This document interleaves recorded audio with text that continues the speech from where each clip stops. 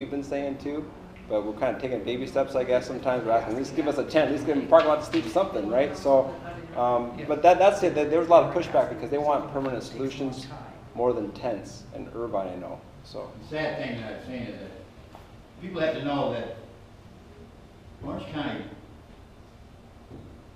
they write to the federal government for money for the homeless, specifically for the homeless. Over the years, since what, 2005, they have spent not one dime until now. A federal judge says, spend some money, where is it? And we have a guy who's here, who's on the board of supervisors, now running for DA.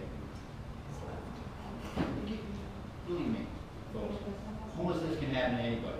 A couple of things go wrong and in life, and then you're faced with, what do I do now? Especially here in Orange County, because it's so expensive to live. And there is no relief from that expense. People want their money, and that's it. And you have things that drive stuff in this county to get rid of these people who are an eyesore. And the biggest crime is that they're mentally ill. And they have some substance abuse problems, and they have problems in their lives, just like everybody else. And it's a sad thing to drive, walk around at night, and you see you sleeping on the ground. So Patrick is our moral conscience tonight. and thank you, Josh. And I would also just say you use the term eyesore, which unfortunately a lot of our public officials use that term when they're talking about seeing people who are sleeping on the ground, who are living in tents. You know, why aren't we talking about this as a humanitarian crisis? We need to insist that our public officials use the correct language when they're talking about what is indeed a crisis for people. But I think next I'm going to turn it over, briefly to Donna Acevedo Nelson. If anyone wants a card, I have one here with all my contact and stuff. So let me know. Just raise your hand if you want one. There you go. And I love to end with a personal story, because this is about people. This is about people with social worth, and every person is equally, important. And we need to be reminded of the fact that this has real, criminalization has real consequences for real people and real families. My name is Donna Acevedo Nelson, and I'm really here for two people that are very special to me. The first one, my son, Joel Acevedo, he was 21 years old, and he was killed by the Anaheim police. He was handcuffed and shot in the back of his head. That was July 22nd, 2012. And since then, I've been watching the police and see who they pull over, and I started filming them. I'm a founder of Anaheim Community Coalition for Police Oversight to try to get accountability in Anaheim and other places. There's been 6 people that have been killed since, 4 of the last 6 people since 2016, 4 of them have been homeless. In July 2016, Vincent Valenzuela was homeless in the West Anaheim doing his laundry, and it was a mistaken identity. A lady said somebody was following her, and the police targeted Vincent. They stormed into the laundromat.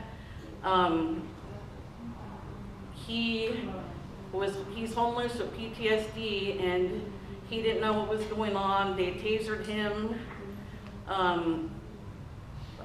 multiple times. He had a heart attack. They brought him back from the heart attack, but then his family thought for a whole year that he died from the taser. It turned out that it was a carotid hole that killed him. He was in the coma for 8 days before he passed away. He left behind 2 young children. There's been no accountability for that. There's been 3 this year from the Anaheim PD. The first one was in March. That was Peter Muntean. He was a 24-year-old homeless, legally blind man. He would go to his mother so she would feed him, and he was having a mental crisis, and she made the mistake of calling 911.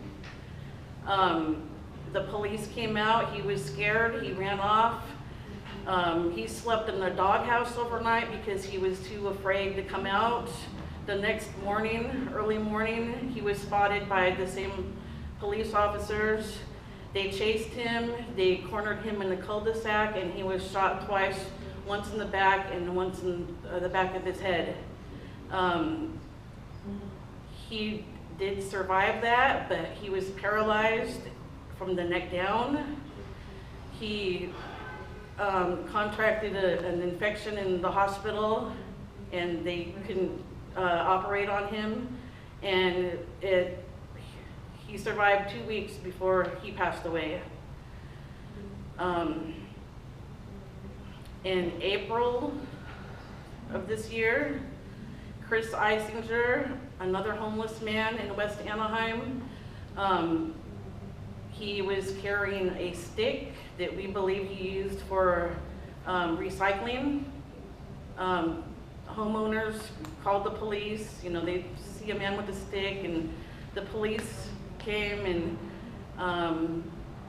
we were told that they did not use the carotid hole this time. They even emphasized that they didn't do that, but he had fractures all over his face, and he also went into a coma and only survived 8 days before he passed away. Let's see, in June, just a couple months ago, another homeless man over on Lincoln near Anaheim High School was in mental distress, running through traffic, and the police were called, and instead of trying to help him, he finally stopped running around, and he was lying flat on the ground, and they handcuffed him, and he, I don't know if he had a heart attack, but he stopped breathing and he died. And instead of, you know, and they saw that he was in mental distress. I was told they gave him Narcan or something, but they were doing things that didn't match up with his symptoms. Like they just weren't trained to handle someone in that kind of distress. So these are the things that, you know, happen to our homeless folks in Anaheim and, you know, Santa Ana and everywhere else. And this should not be happening. Instead of, you know, getting, you know, them into mental health, you know, they're calling the police, and, you know, they're ending up dead. The second person I'm here for is my cousin Lisa. She was my childhood best friend, and she's been homeless the last few years in Anaheim. She lived in La Palma Park and parts of East Anaheim, and she was ticketed multiple times for shopping cart violations. Having a shopping cart, personal property in a public place, and she went to jail. She was given 2 months or 60 days in the county jail for having a shopping cart. And this was the end of June. On July 6th, she was also an alcoholic. So, you know, I think that was something that I didn't hear addressed here about the health and safety of inmates in the county jail, because that should also be, you know, one of the responsibilities. Well, she was showing signs of stroke-like symptoms, and they took her to a global hospital in Santa Ana over on Tustin, and she couldn't see. Like, she could only see ahead of her, and it wasn't that bad, but it's still, you know, pretty bad.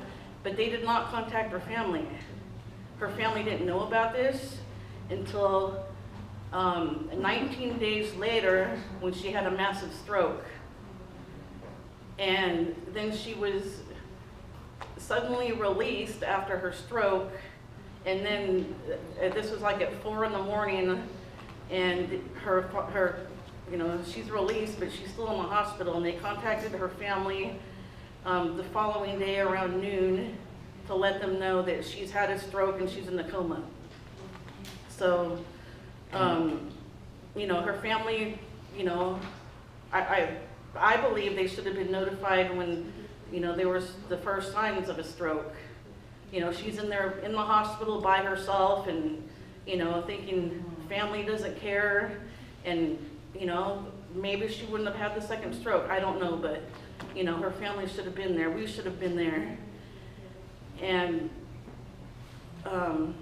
she died on July 31st, and she was 52 years old and left behind 6 children and many friends. And you know, you talked about the law, you know, about criminalizing people for, you know, having their property. Well, shopping carts is, you know, I couldn't believe she was in jail for 60 days for a shopping cart. I mean, you know, where are people supposed to put their things or take them or whatever, you know? I mean, if you can't sleep somewhere or be somewhere, then what do you do? So this is one thing, you know, someone mentioned, you know, the county lawsuits, and, you know, that was brought up that, you know, that law would be lifted or whatever, and they wouldn't target homeless people for camping or whatever, but they still use other things to criminalize them, like trespassing or the shopping carts, or they find other ways to criminalize you for sleeping somewhere or just being somewhere. So those are the 2 people, the reasons why I'm here. So Thank you, Josh. yeah, thank you for having me. Does anyone have any questions? No. When you don't have housing, your health starts deteriorating very rapidly. And we don't have a medical care system that you can go and check yourself in. And even if you do, they basically release you back to the street, whatever ailment you have. And so there's no surprise that we have a very high mortality rate, because the moment that you are separated from the permanent housing, that where shelters do the same thing, they are just as toxic as living on the street. And so when you get separated from housing, it's almost a guarantee that your health is going to start deteriorating at a point where you will endanger your life. So, yeah, that's, Zeke's absolutely right. The mortality rate of people experiencing homelessness is about 3 to 4 times as high as the general population. 5 times. 5 times, according to some studies. Yeah. So thank you for sharing those 2 stories that help us to connect and humanize what's going on in our own backyard. When it comes to the Global Medical Group, the 2 hospitals in Santana and Anaheim, you know, I grew up going to those hospitals, and my family has had long ties to those hospitals. But from what I've been seeing in the past 2 years, when the new CEO stepped in and bought those hospitals, it's definitely been all about profit. And the 2 biggest profit generators are the contracts with the jails and the mental health, the psychiatric wards that those hospitals operate. So it's no wonder that, you know, there's a higher number of patients that are homeless going to those hospitals, because the CEO just bought himself a private helicopter with those funds. And it's really disappointing that our medical system is really wrapped up into the prison and you know, criminal justice system as well. So I'm glad that you pointed those out in your stories. Yeah, I've been in the ER at the one in Anaheim, and the police will bring homeless people there and kind of like just drop them off there. And if you hear what the staff say, the staff are actively participating in dehumanizing those patients as well. There's very little care given to those patients except for the bare minimum mandates that they're required to give. So that's just on the inside perspective of Anaheim Global and Santa Ana Global Medical Groups. Thank you for connecting those dots for us. And thank you, Donna. Thank you.